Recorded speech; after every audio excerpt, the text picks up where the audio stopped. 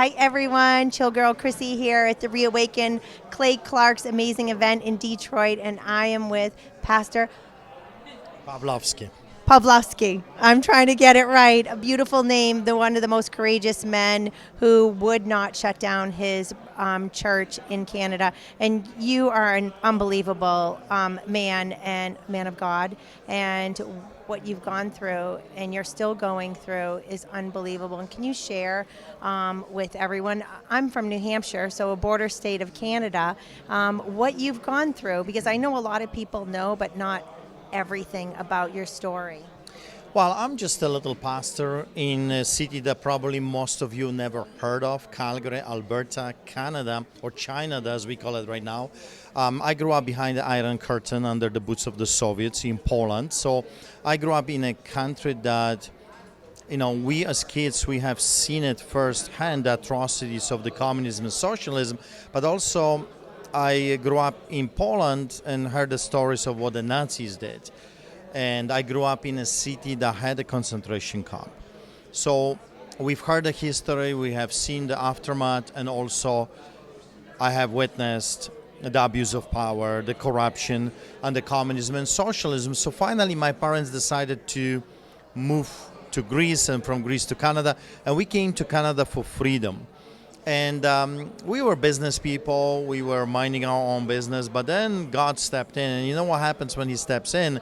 He flips the tables of your life, and that's exactly what He did. I got saved, got married, we had child, our firstborn was born Nathaniel, and then I went into full-time ministry. And believe it or not, we were never interested in resisting or fighting the government or even exposing the corruption.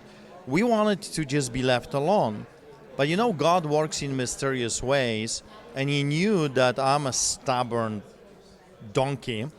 And He decided, okay, fine, I will use this donkey. And I was always a fighter, I was always a warrior.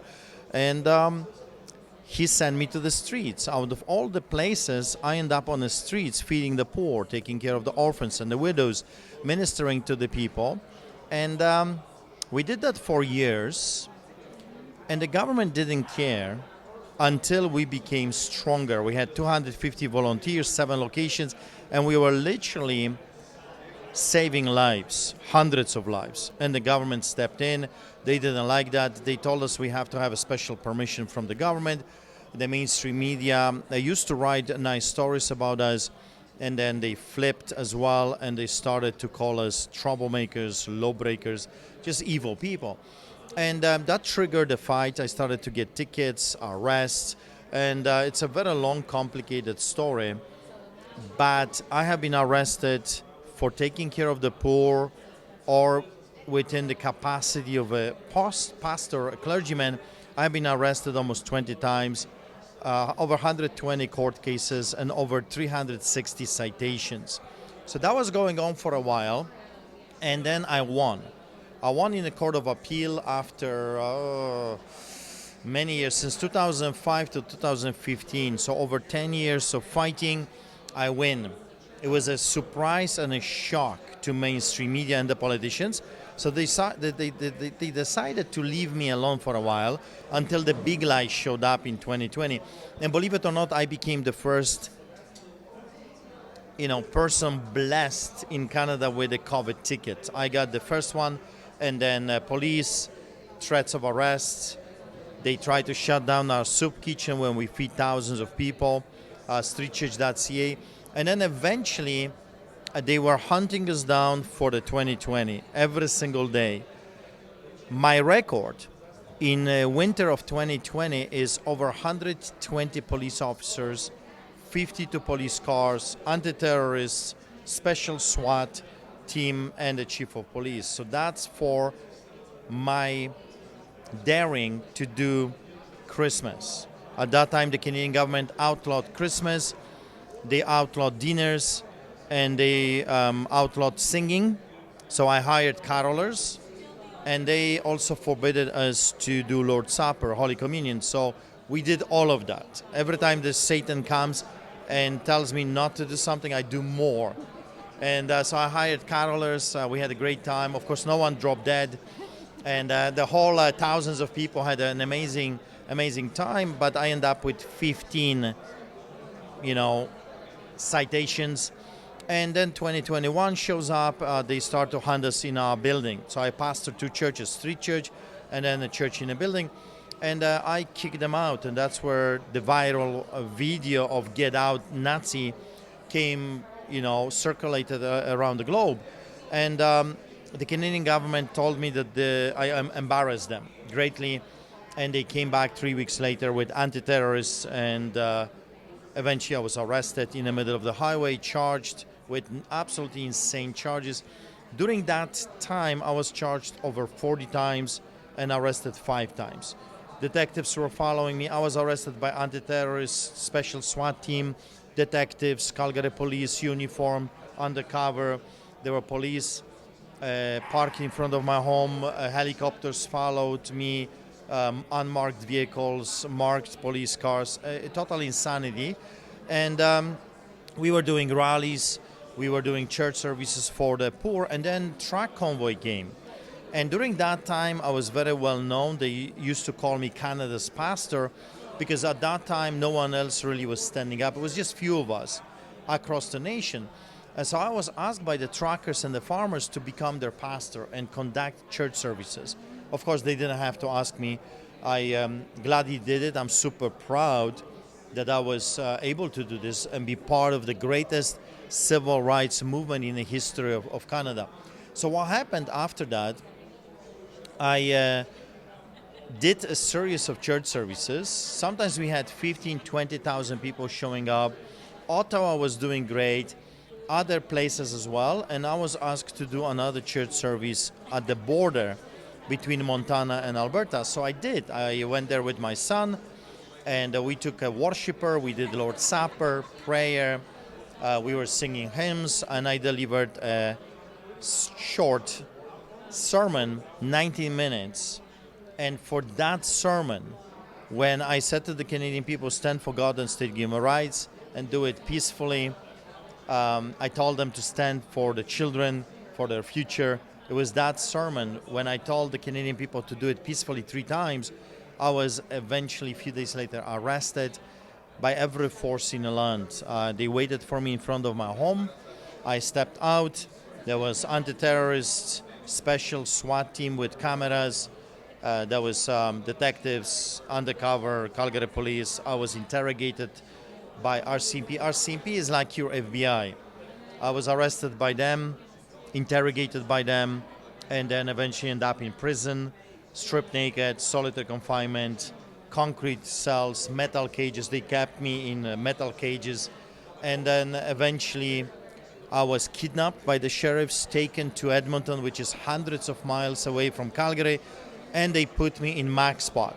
MaxSpot is a prison for the most dangerous offenders, like mafia, terrorists, and I was charged with terrorism, so they put me in MaxSpot. Freezing conditions, shivering.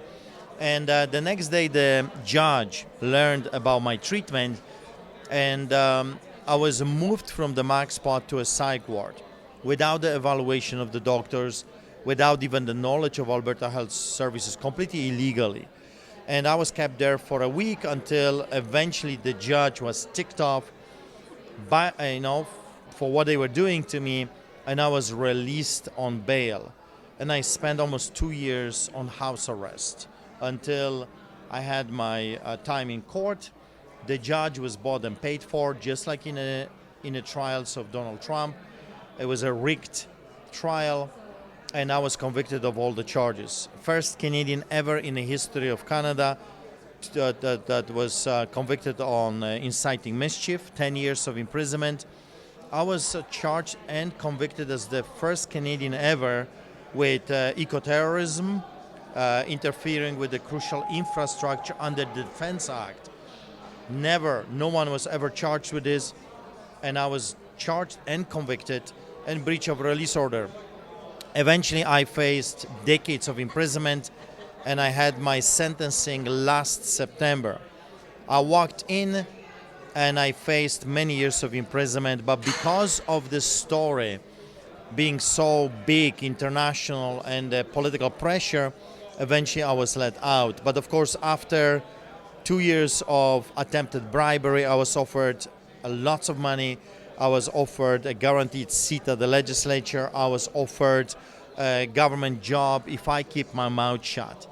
When that didn't work for about 8 months, they've tried at multiple meetings, including a phone call with the premier. Premier is like your governor that called me.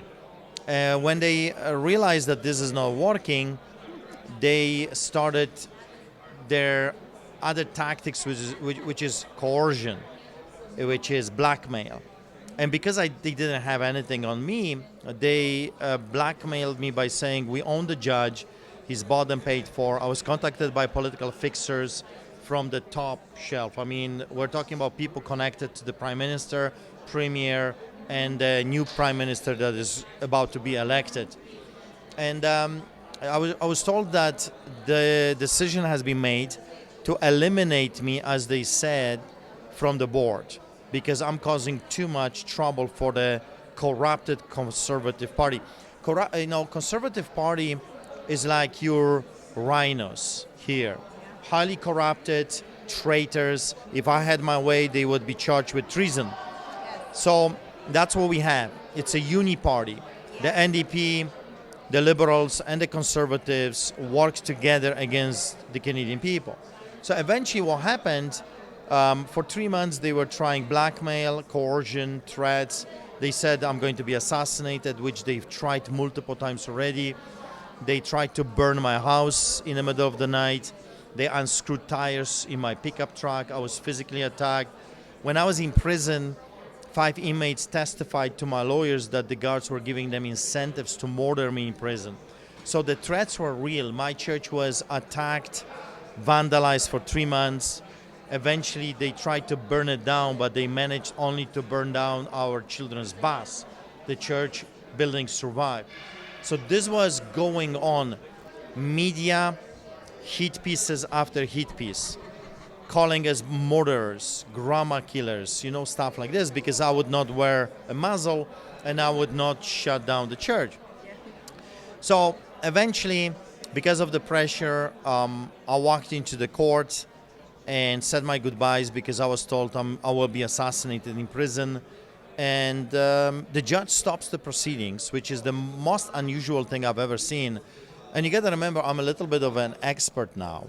120 court cases. I spend more time with the lawyers or in the courtroom than in the church as a pastor. So that's how crazy this story is. It's truly, when I even share it, it's like a Hollywood movie. And so he stops everything. He leaves the room after he told me I can send you to prison for 12 years because the terrorism charge was withdrawn after I was found guilty, which is another crazy thing. So he walks, talks to someone, we don't know to whom, comes back and says, 61 days, but because you were already in prison, time served, and I walked free. When I walked free, I filed the biggest lawsuit in the history of Canada to this day. And we're going after hundreds of people. We're suing Attorney General of Canada. We're suing RCMP, that's like your FBI. We're going after police, Calgary Police, Chief of Police, Alberta Health Services, City of Calgary.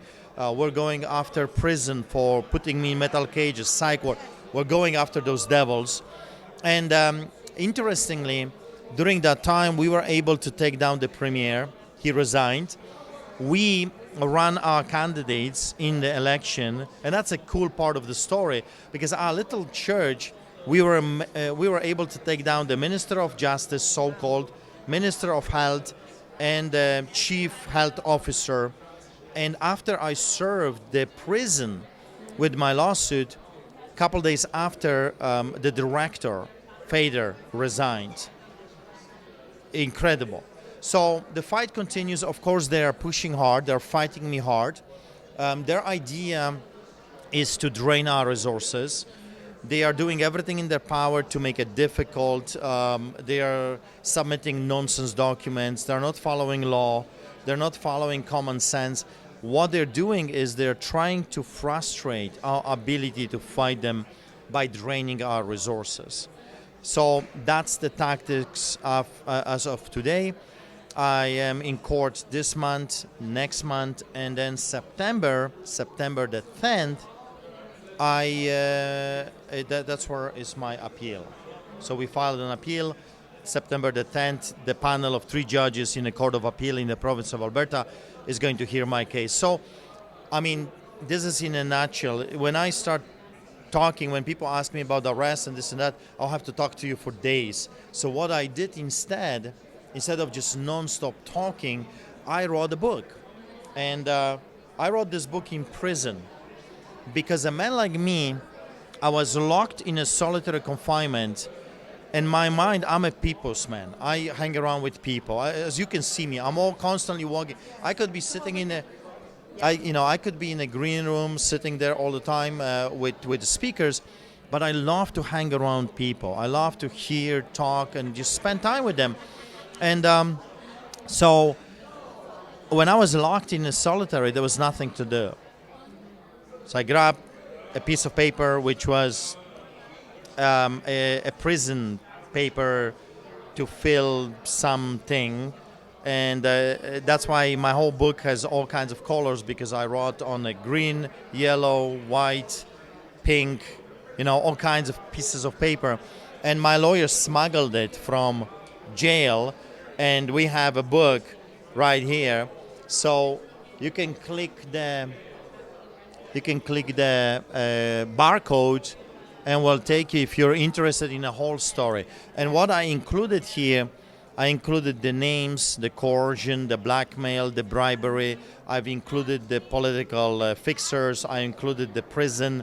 I included what happened in prison day by day, like a journal. I have included the whole background story of the Get Out video that was viewed over 1 billion times, and multiple other arrests. My rallies, some of my speeches, why the Canadian government was so scared of what I was saying. So you will be able to evaluate for yourself why they were scared. Well, they were scared because everywhere I went, I was telling people the truth. And the devil hates the truth. That is the truth, is the devil does hate the truth. Oh my gosh. Thank you so much for sharing your unbelievable story. And when is your book out? Well, it's going to the print in July. So hopefully it will be in a physical copy by August, September. So, but you can go here and you can click it, and we will get your email. And when the book is out physically, we can send it to you. Yeah. And how else can we support you in your courageous fight? Well, if you like the fight, if you want to be part of this fight, because you got to remember, one man cannot do it. One family cannot do it. One church cannot do it. We can do this together. So go to streetchurch.ca, and over there is legal fight, and you will be able to read my allegations towards the government, the whole story. You will be shocked. The first time I read it, it's like, this guy went through hell. And it's like, wait a second, that was me. Because the lawyers, it took the entire law firm to put all the facts together, and it's a crazy story. Metal cages, psych ward, stripped naked, a solitary confinement, concrete cells, threats, abuse. I mean, it was no fun. And streetchurch.ca, we also feed thousands of people on the streets of Calgary. We've never stopped. I also run another church. So 3 times a week, we are on the streets feeding the poor. 3 times a week, we are in a church building.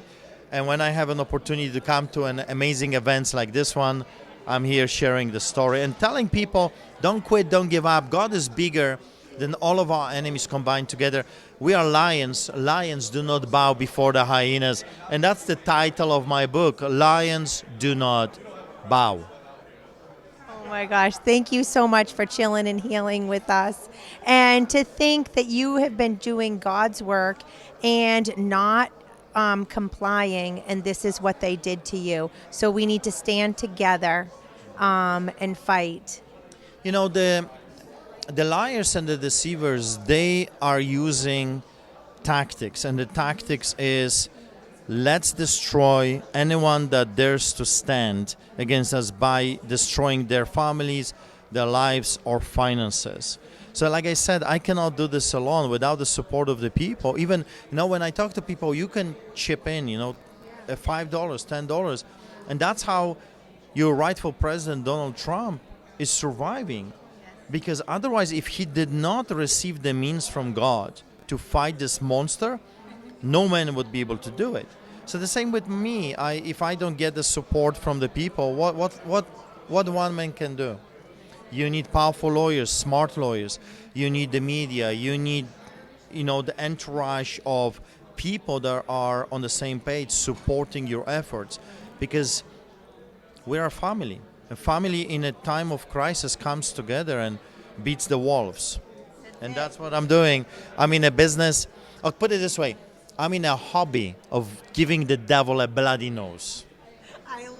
I love it. Oh my gosh. God bless you and your amazing family and everything that you've done for everyone and helping us have the courage to stand up against the lies and the deceit and the rhinos, okay?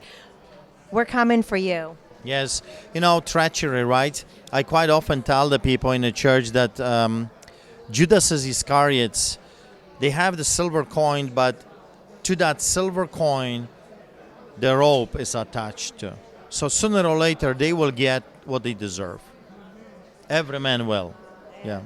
And the truth will set us free. Amen. That's right. That's right. Thank you so much. Thank you. Thank you. God bless. God bless you.